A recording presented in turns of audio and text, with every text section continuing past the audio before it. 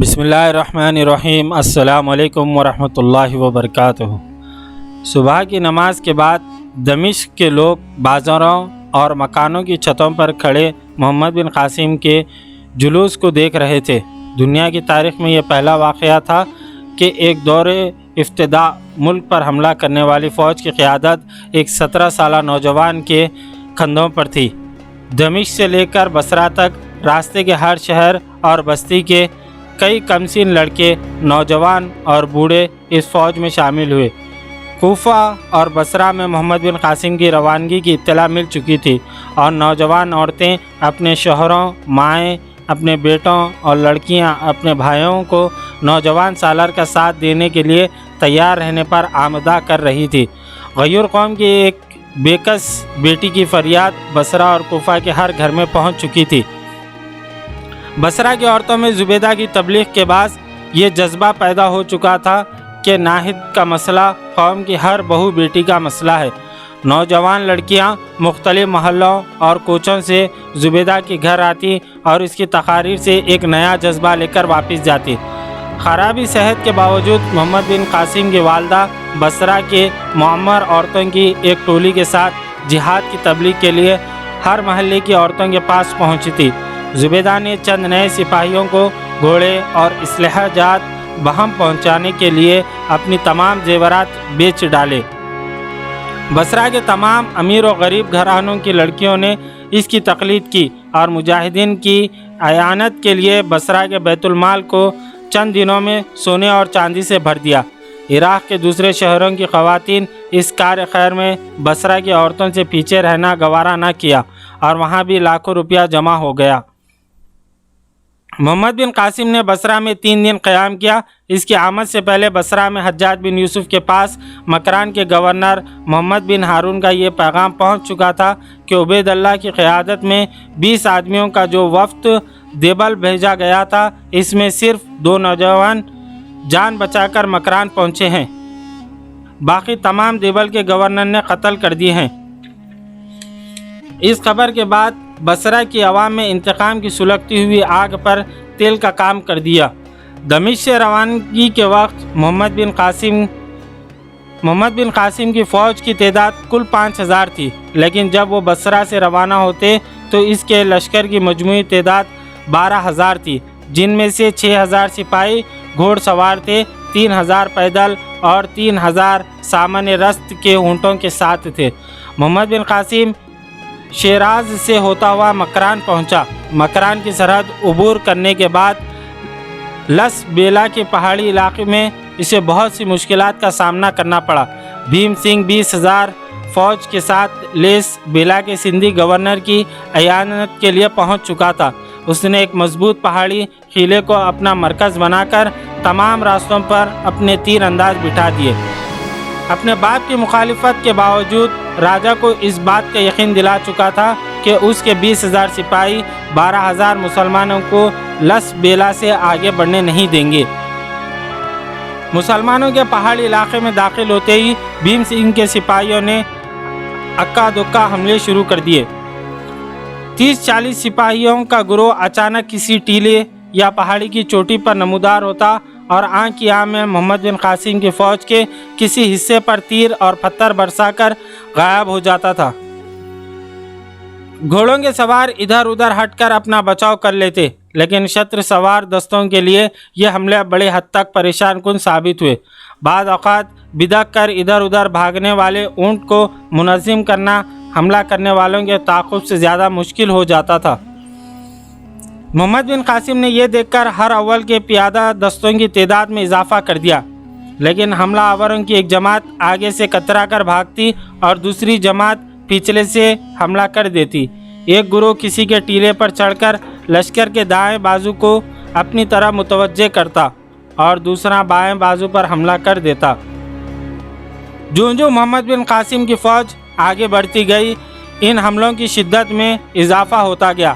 رات کے وقت پڑاؤ ڈالنے کے بعد شب خون کے ڈر سے کم از کم 1/4 فوج کو آس پاس کے ٹیلوں پر قابض ہو کر پہرا دینا پڑا۔ ایک شام محمد بن قاسم کو ایک جاسوس نے اطلاع دی کہ شمال کی طرف 20 کوس کے فاصلے پر ایک مضبوط قلعہ اس لشکر کا مستقر ہے۔ محمد بن قاسم نے اپنے تجربے کار سالاروں کی ایک مجلس شورا بلائی۔ بعض سالاروں کی یہ صلاح تھی کہ اس راستے کو چھوڑ کر سمندر کے ساحل کے ساتھ ساتھ نسبتاً ہموار راستہ اختیار کیا جائے۔ ہم اس قلعے سے جس قدر دور ہوں گے اس قدر ان حملوں سے محفوظ رہیں گے، لیکن محمد بن قاسم ان سے متفق نہ ہوا۔ اس نے کہا جب تک یہ علاقہ دشمن سے پاک نہیں ہوتا ہمارا آگے بڑھنا خطرے سے خالی نہیں۔ ہمارا مقصد دیبر تک پہنچنا نہیں، سندھ کو فتح کرنا ہے، اور یہ قلعہ ان کے دفاع کی اہم چوکی ہے۔ مجھے یقین ہے کہ اس قلعے کی فتح ہو جانے کے بعد دشمن یہ تمام علاقہ خالی کرنے پر مجبور ہو جائے گا، اور دشمن کے جو سپاہی یہاں سے فرار ہوں گے وہ دیبل پہنچ کر ایک شکست خوردہ ذہنیت کا مظاہرہ کریں گے۔ لیکن اگر ہم یہاں سے کترا کر نکل گئے تو ان کے حوصلے بڑھ جائیں گے اور ہمارا عقب ہمیشہ غیر محفوظ رہے گا۔ ہمارا پہلا مقصد اس قلعے کو فتح کرنا ہے۔ اس قلعے کی فتح کے بعد اگر پہاڑوں میں پھیلے ہوئے لشکر کی تعداد کافی ہوئی تو وہ اس علاقے میں ہمارے ساتھ فیصلہ کن جنگ لڑنے کی کوشش کرے گا، اور اس میں بھی ہماری بہتری ہے۔ میں سمجھتا ہوں کہ ہماری پیش قدمی روکنے کے لیے اس قلعے کے محافظوں کی زیادہ تعداد آس پاس کی پہاڑیوں میں منقسم ہے۔ میں آج سورج نکلنے سے پہلے اس قلعے پر حملہ کرنا چاہتا ہوں، اور اس مقصد کے لیے میں اپنے ساتھ فقط 500 پیادہ سپاہی لے جانا چاہتا ہوں۔ آپ باقی فوج کے ساتھ رات بھر پیش قدمی جاری رکھیں۔ اس کا نتیجہ یہ ہوگا کہ وہ لوگ چاروں اطراف کا خیال چھوڑ کر آپ کا راستہ روکنے کی کوشش کریں گے۔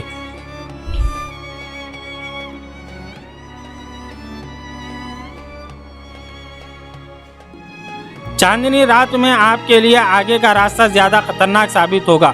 اگر صبح تک آپ کو قلعے فتح ہو جانے کی خبر پہنچ جائے تو آپ پیش قدمی روک کر میرا احکام کا انتظار کریں۔ اگر قلعہ فتح ہو جانے کے بعد دشمن نے کسی جگہ منظم ہو کر مقابلے کی ہمت کی تو میں قلعے کی حفاظت کے لیے چند آدمی چھوڑ کر آپ کے ساتھ آ ملوں گا، اور اگر انہوں نے قلعے کو دوبارہ فتح کرنا چاہا تو آپ وہاں پہنچ جائیں۔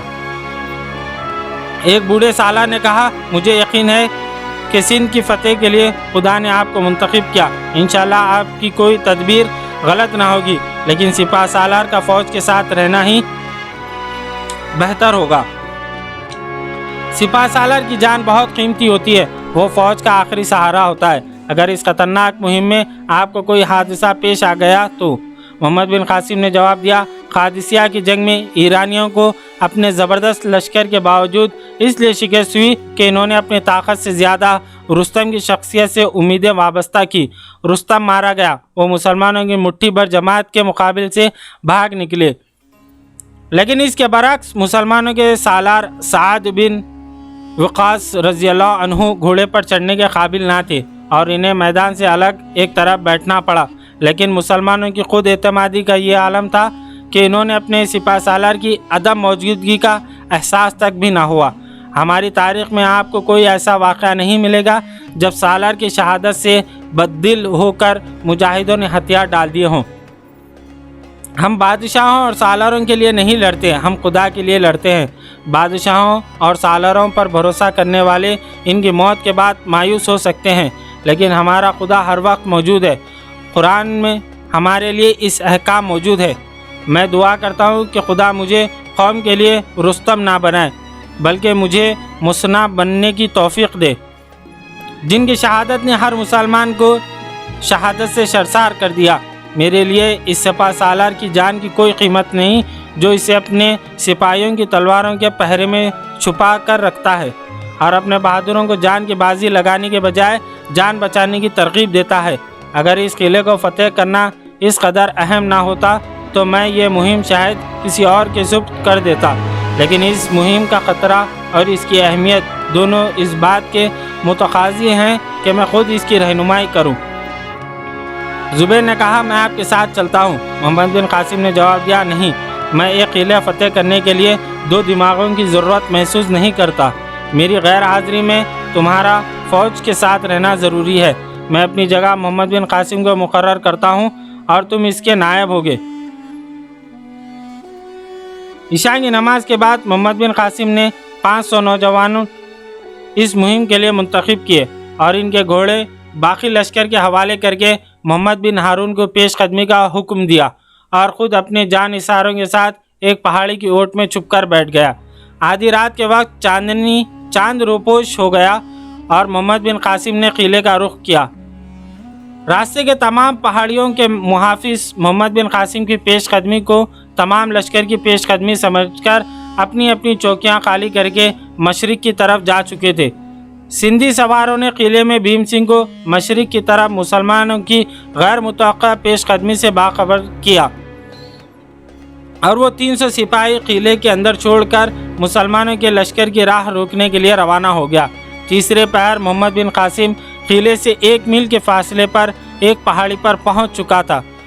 دور چٹانوں میں بھیم سنگھ کے سواروں کے گھوڑوں کی آواز گونجی اور محمد بن قاسم نے اپنے ساتھیوں سے کہا، وہ قلعہ خالی کر کے جا رہے ہیں، ہمیں جلدی کرنی چاہیے، لیکن قلعے کے اندر حفاظت کے لیے تھوڑی بہت فوج ضرور موجود ہوگی، اس لیے تمہاری طرف سے کوئی شور نہ ہو۔ تمہاری صرف سے ذرا سی آہٹ قلعے کے محافظوں کو باخبر کر دے گی، اور اگر ان کی تعداد 40 بھی ہوئی تو بھی وہ ہمیں کافی دیر تک قلعے سے باہر روک سکیں گے۔ یہ ہدایت دینے کے بعد محمد بن قاسم نے اپنے جان بازوں کو چھوٹی چھوٹی ٹولیوں میں تقسیم کیا اور قلعے کی طرف پیش قدمی کی۔ قلعے کے قریب پہنچ کر یہ فوج آس پاس کے ٹیلوں میں چھپ کر بیٹھ گئی۔ فصیل پر پہرہ دار کی آوازوں میں تھکاوٹ اور نیند کی جھلک تھی اور یہ محسوس ہوتا تھا کہ وہ بولنے کے بجائے بڑبڑا رہا ہے۔ محمد بن قاسم اپنے ساتھ 10 نوجوان لے کر فصیل کے ایک نسبتاً پرسکون حصے کی طرف بڑھا اور کمند ڈال کر اوپر چڑھنے کے بعد رسی کی سیڑھی پھینک دی۔ اس جگہ 2 پہرے دار گہری نیند سو رہے تھے۔ میں محمد بن قاسم کے 6 ساتھی فصیل پر چڑھ گئے، لیکن 7واں ابھی اوپر نہ پہنچا کہ چند قدم کے فاصلے سے ایک سپاہی چونک کر مشعل بلند کرتے ہوئے کہا، کون ہے؟ دوسرا سپاہی نے چلا کر کہا، دشمن آ گیا، ہوشیار۔ محمد بن قاسم نے اللہ اکبر کا نعرہ بلند کیا اور ساتھ ہی ایک زوردار حملے سے فصیل کا بہت حصہ خالی کرا لیا۔ یہ نعرہ سن کر قلعے کے باہر چھپے ہوئے سپاہی آگے بڑھے اور کمندیں ڈال کر فصیل پر چڑھنے لگے۔ قلعے کے اندر آرام سے سونے والے سپاہی ابھی اپنی تلواریں سنبھال رہے تھے کہ محمد بن قاسم کے 50 سپاہی فصیل پر پہنچ گئے۔ پہرے داروں نے زیادہ دیر فصیل پر مزاحمت کرنے کے بجائے اندر جا کر گہری نیند سونے والے ساتھیوں کو جگانا زیادہ مناسب خیال کیا، اور انہوں نے زیادہ دیر ڈٹ کر لڑنے پر ایک سرنگ کے راستے فرار ہونے کو ترجیح دی۔ سرنگ بہت تنگ تھی اور تمام سپاہی ایک وقت اس میں گھسنا چاہتے تھے۔ بعد میں مایوس ہو کر قلعے کا دروازہ کھول دیا اور کوئی پیدل اور کوئی گھوڑے پر سوار ہو کر قلعے سے باہر نکل آیا۔ قلعے کا دروازہ کھلتا دیکھ کر مسلمان بھی فصیل پر چڑھنے کا خیال ترک کر کے اس طرف بڑھے اور زیادہ آدمیوں کو فرار کا موقع نہ مل سکا۔ دشمن نے چاروں طرف سے مایوس ہو کر تلواریں سونت لیں، لیکن تھوڑی دیر مقابلہ کرنے کے بعد ہتھیار ڈال دیے۔ قلعے کے اندر سرنگ میں جمع ہونے والے سپاہی بری طرح ایک دوسرے سے دست و گریباں ہو رہے تھے۔ ان کا شور سن کر محمد بن قاسم ایک پہرے دار کے نیچے گری ہوئی مشعل اٹھا کر چند سپاہیوں کے ساتھ مختلف کمروں سے گزرتا ہوا ایک تہ خانے کے ایک دروازے تک پہنچا اور فارسی زبان میں بولا، تم میں سے جو فرار ہونا چاہے اس کے لیے قلعے کا دروازہ کھلا ہے، تم اپنے ہتھیار پھینک کر جا سکتے ہو۔ یہ کہہ کر محمد بن قاسم ایک طرف ہٹ گیا۔ راجہ کے سپاہیوں میں سے جو فارسی جانتے تھے انہوں نے ایک دوسرے کو محمد بن قاسم کا مطلب سمجھایا اور محمد بن قاسم کا مشکوک نگاہوں سے دیکھتے ہوئے تہ خانے سے باہر نکل آئے۔ بعد میں سرنگ کو ترجیح دی، لیکن محمد بن قاسم کے اشارے سے چند سپاہی تہ خانے میں داخل ہوئے اور تلواریں سونت کر سرنگ کے منہ پر کھڑے ہو گئے۔ محمد بن قاسم نے کہا، جب تمہارے لیے ایک کھلا راستہ موجود ہے تو تم تنگ اور تاریک راستہ کیوں اختیار کرتے ہو؟ ہم پر اعتبار کرو، اگر تمہیں قتل کرنا مقصود ہوتا تو تمہاری گردنیں ہماری تلواروں سے دور نہیں۔ محمد بن قاسم کے یہ الفاظ سن کر باقی سپاہی بھی ہتھیار پھینک کر تہ خانے کے باہر نکل آئے۔ محمد بن قاسم نے واپس قلعے کے دروازے پر پہنچ کر اپنے سپاہیوں کو حکم دیا کہ وہ قلعے سے باہر نکلنے والوں کے راستے میں مزاحم نہ ہو۔ یہ لوگ جھک جھک کر قدم اٹھاتے اور مڑ مڑ کر پیچھے دیکھتے ہوئے قلعے سے باہر نکل گئے۔ مفتوح دشمن کے ساتھ یہ سلوک سندھ کی تاریخ میں ایک نیا باب تھا۔ ایک معمر سپاہی آہستہ آہستہ قدم اٹھاتا اور دروازے تک پہنچا اور کچھ سوچ کر واپس آ گیا۔ محمد بن قاسم نے اس سے کہا اگر قلعے میں تمہاری کوئی چیز کھو گئی ہے تو تلاش کر سکتے ہو۔ اس نے غور سے محمد بن قاسم کی طرف دیکھا اور سوال کیا کیا عرب فوج کے سپہ سالار آپ ہیں؟ ہاں میں ہوں، محمد بن قاسم نے جواب دیا۔ دشمن کسی حالت میں بھی نیک سلوک کا مستحق نہیں ہوتا، کیا میں پوچھ سکتا ہوں کہ آپ نے ہمارے ساتھ یہ سلوک کیوں کیا؟ ہمارا مقصد دشمن کو تباہ کرنا نہیں بلکہ اس کو سلامتی کا راستہ دکھانا ہے، تو یقین رکھیے کہ آپ پر کوئی فتح نہیں پا سکتا۔ یہ لوگ جنہیں آج آپ نے اپنے رحم کا مستحق سمجھتے ہیں کل آپ کے جھنڈے تلے جمع ہو کر ان مغرور بادشاہوں کے خلاف جنگ کریں گے جو گرے ہوئے دشمن پر رحم کرنا نہیں جانتے۔ یہ کہہ کر دروازے سے باہر نکل گیا۔ محمد بن قاسم نے قلعے کا چکر لگایا۔ چند تہہ خانے کھانے پینے کی اشیاء سے بھرے پڑے تھے اور استبل میں 60 گھوڑے موجود تھے۔ محمد بن قاسم کو یقین تھا کہ محمد بن ہارون کے تعاقب میں جانے والی فوج یہ قلعہ فتح ہو جانے کی خبر سنتے ہی واپس آ جائے گی۔ اس نے محمد بن ہارون کے پاس 4 سوار یہ پیغام دے کر روانہ کیے وہ کسی محفوظ مقام پر پڑاؤ ڈال کر اس کے احکام کا انتظار کرے۔ اس کے بعد اس قلعے کا دروازہ بند کر کے فصیل پر چاروں طرف تیر انداز بٹھا دیے اور قلعے پر جا بجا اسلامی پرچم نصب کر دیے۔ محمد بن قاسم فصیل پر کھڑا ہو کر طلوع آفتاب کا منظر دیکھ رہا تھا۔ اسے مشرق سے 30-40 سواروں کا ایک دستہ قلعے کی طرف آتا دکھائی دیا۔ محمد بن قاسم اور اس کے ساتھی اسے سندھ کی فوج کا دستہ سمجھتے ہوئے کمانوں پر تیر چڑھا کر بیٹھ گئے۔ یہ سوار قلعے سے کوئی 300 قدم کے فاصلے پر آ کر رک گئے اور ایک سوار اپنے ساتھیوں سے علیحدہ ہو کر گھوڑے کو سرپٹ دوڑاتا ہوا فصیل کی طرف بڑھا۔ تیر انداز محمد بن قاسم کے اشارے کے منتظر تھے۔ محمد بن قاسم نے انہیں اپنے ہاتھ کے اشارے سے منع کیا۔ سوار نے فصیل کے نیچے پہنچ کر گھوڑا روکا اور عربی زبان میں کہا ہم زبیر کے ساتھی ہیں، ہمیں اندر آنے دو۔ محمد بن قاسم نے آگے جھک کر پوچھا تمہارا نام خالد ہے؟ جی ہاں، اس نے جواب دیا۔ اپنے ساتھیوں کو بلا لو۔ خالد نے پیچھے مڑ کر اپنے ساتھیوں کا ہاتھ سے اشارہ کیا اور محمد بن قاسم نے اپنے سپاہیوں کو قلعے کا دروازہ کھولنے کا حکم دیا۔ قلعے سے باہر نکل کر خالد سے سوال کیا تمہاری بہن کہاں ہے؟ خالد نے جواب دیا وہ میرے ساتھ ہے لیکن زبیر نہیں آیا، وہ باقی فوج کے ساتھ ہے۔ تمہیں کیسے معلوم ہوا کہ ہم اس قلعے میں ہیں؟ ہمیں یہ خبر مل چکی تھی کہ آپ مکران کی سرحد عبور کر چکے ہیں۔ ہم سندھی سپاہیوں کا بھیس بدل کر یہاں پہنچے اور آپ حیران ہوں گے کہ راجہ کی فوج کا سالار ہمیں یہاں سے 4 میل دور ایک پہاڑی پر پہرا دینے کے لیے متعین کر چکا تھا۔ ہم سخت بے چینی سے آپ کا انتظار کر رہے تھے۔ آج قلعے سے فرار ہونے والے سپاہی وہاں پہنچے اور انہوں نے بتایا کہ یہ قلعہ فتح ہو چکا ہے۔ ہم آپ کو مبارکباد دیتے ہیں۔ سپہ سالار کہاں ہیں؟ محمد بن قاسم نے مسکراتے ہوئے اپنے ایک ساتھی کی طرف دیکھا اور اس نے جواب دیا تم سپہ سالار سے باتیں کر رہے ہو۔ تھوڑی دیر میں خالد کے باقی ساتھی ان کے قریب پہنچ کر گھوڑے سے نیچے اترے۔ محمد بن قاسم نے ان سب پر ایک سرسری نگاہ ڈالنے کے بعد کہا لیکن تمہاری بہن کہاں ہے؟ خالد نے مسکرا کر مردانہ لباس میں ایک نقاب پوش کی طرف اشارہ کر دیا۔ محمد بن قاسم نے کہا خدا کا شکر ہے آپ کی صحت اب ٹھیک ہے۔ ہاں زبیر باقی فوج کے ساتھ ہے۔ زبیر کا نام سن کر ناہید نے اپنے کانوں اور گالوں پر اچانک حرارت محسوس کی اور پیچھے مڑ کر مایا کی طرف دیکھا۔ مایا بھی اسی کی طرح مردانہ لباس پہنے ہوئی تھی۔ اس نے آنکھ بچا کر ناہید کے بازو پر چٹکی لی اور آہستہ سے کہا ناہید مبارک ہو۔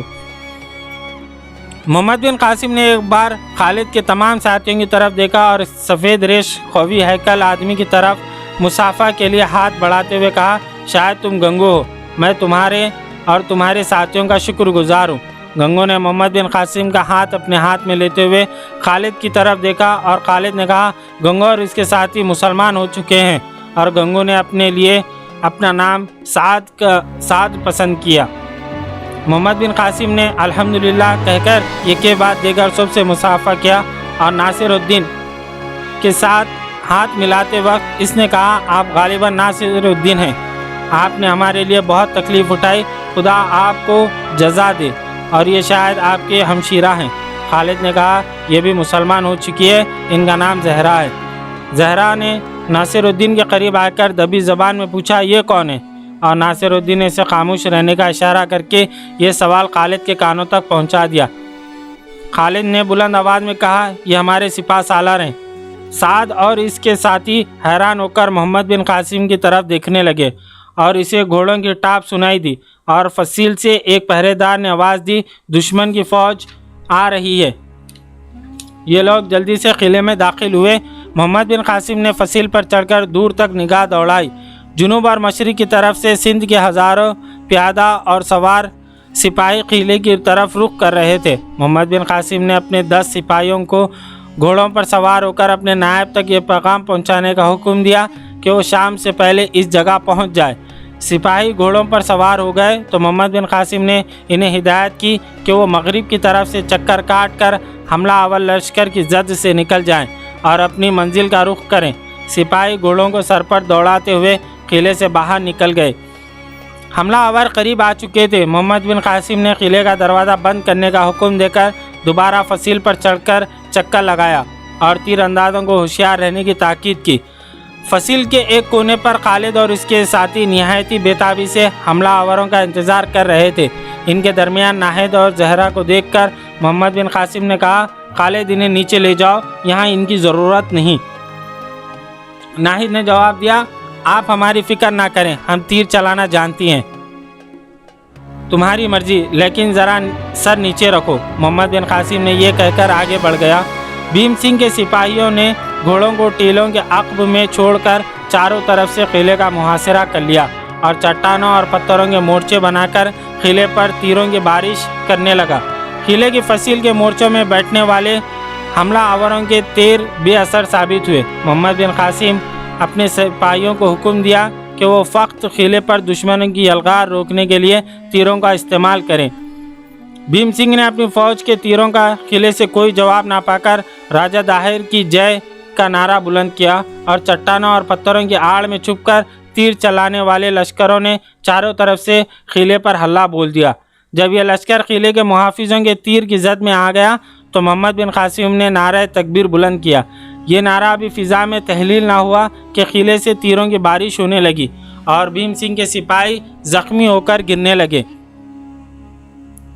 لیکن 20,000 فوجی چند 100 سپاہیوں کے نقصان کی پرواہ نہ کرتے ہوئے قلعے کی فصیل تک پہنچ گئے اور کمندیں ڈال کر قلعے پر چڑھنے کی کوشش کرنے لگے، لیکن تیروں کی بوچھاڑ کے سامنے ان کی پیش نہ گئی۔ چند ساعتوں کے بعد بھیم سنگھ کے قریباً 2,000 آدمی قلعے کی دیواروں کے آس پاس ڈھیر ہو کر رہ گئے اور اسے فوج کو پیچھے ہٹنے کا حکم دینا پڑا۔ دوسرے پہر تک بھیم سنگھ نے قلعے پر 3 بار یلغار کی، لیکن تینوں مرتبہ اسے مایوس ہو کر پیچھے ہٹنا پڑا۔ 6 پہر کے وقت بھیم سنگھ کا ایک فیصلہ کن حملے کی تیاری کر رہا تھا۔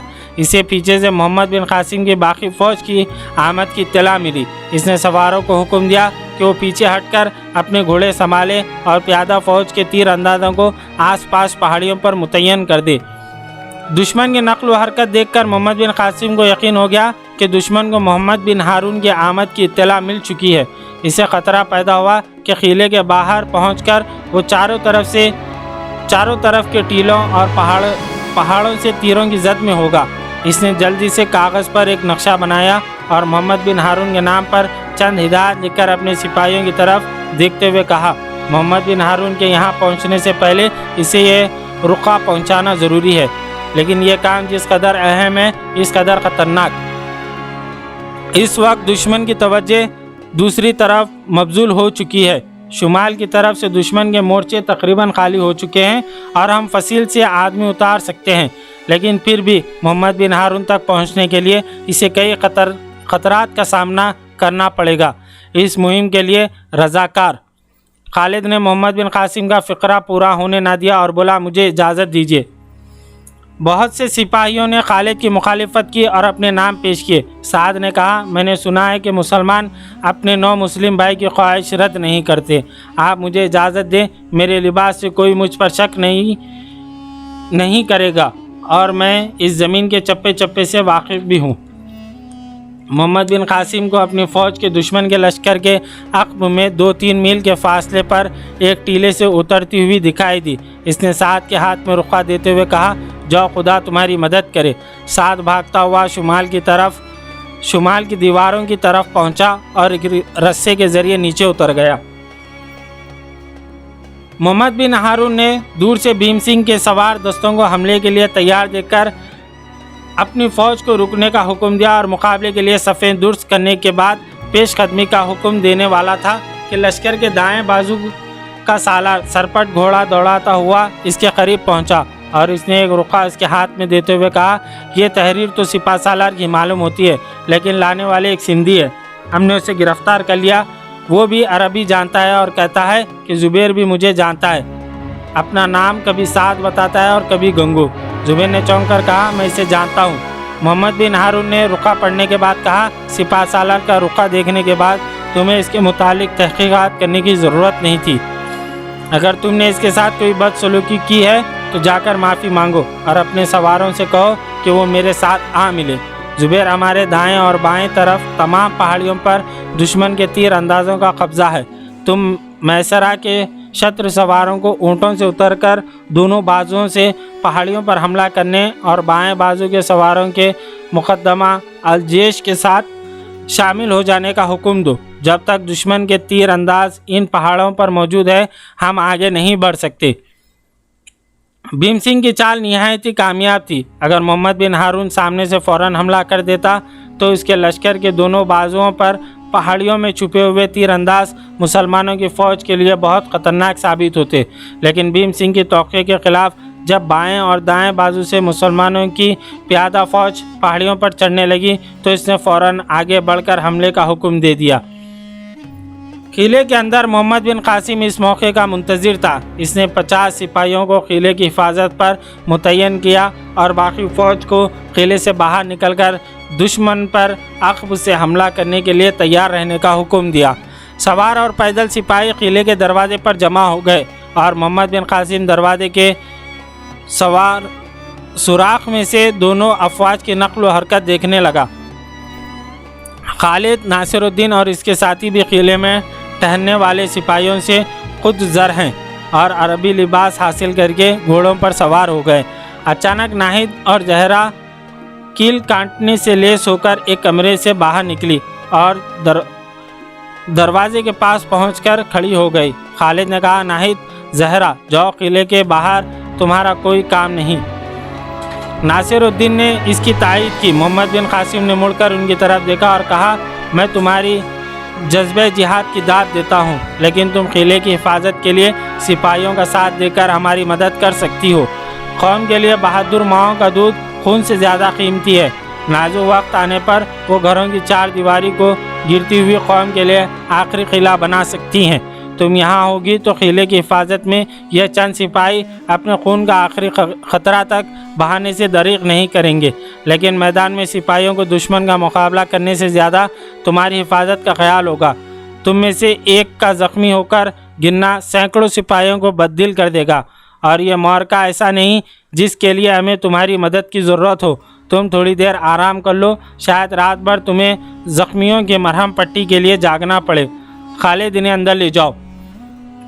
ये कहकर वो फिर दरवाजे के सुराख में से झांकने लगा। जब दोनों अफवाज गुत्तम गुत्ता हो गईं तो मोहम्मद बिन कासिम ने घोड़े पर सवार होकर दरवाज़ा खोलने का हुक्म दिया। खालिद नाहिद और जहरा को कमरे में छोड़कर वापस लौटा और वो अभी दरवाजे तक ना पहुंचा कि जहरा ने भागकर इसका दामन पकड़ लिया। खुदा के लिए मुझे साथ ले जाएं, मैं ज़िंदगी और मौत में तुम्हारा साथ नहीं छोड़ सकती। खालिद ने बरहम होकर जवाब दिया, जहरा, नादान ना बनो, तुम सिपा सालार का हुक्म सुन चुकी हो, मुझे जाने दो, फ़ौज किले से बाहर निकल रही है।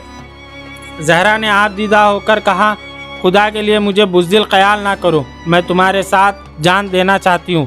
जहरा, मुझे छोड़ दो। ये कहते हुए इसने जहरा के हाथ झटक दिए, लेकिन वो फिर रास्ता रोककर खड़ी हो गई। इसने आगे बढ़कर कहा, अगर आप इस सादत से महरूम नहीं होना चाहते तो मुझे क्यों महरूम रखना चाहते हैं?